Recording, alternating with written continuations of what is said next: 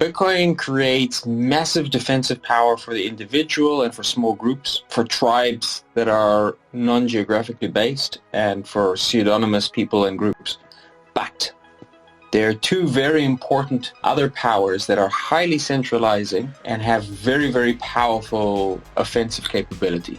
The first is pervasive surveillance, which provides massive power to centralized entities and makes individuals extremely vulnerable. The second is artificial intelligence, which requires huge amounts of computing power available only to centralized service owners, potentially creates a whole new type of asymmetry. And especially if you combine those two and sort of use machine learning to be willing to identify potential threats to centralized power even before they arise. The poster child for this is China, but countries around the world are trying to learn from and are learning from China. And, lockdowns was just one way in which the West aped into whatever it is that China was doing. CBDCs is another example. And so my sense is that Bitcoin in and of itself is not enough. That Bitcoin has provided us with a way to come together, to form power, to have a very strong base of defense. But if we aren't able to create the kind of civil society structures and the sort of alliances of collective defense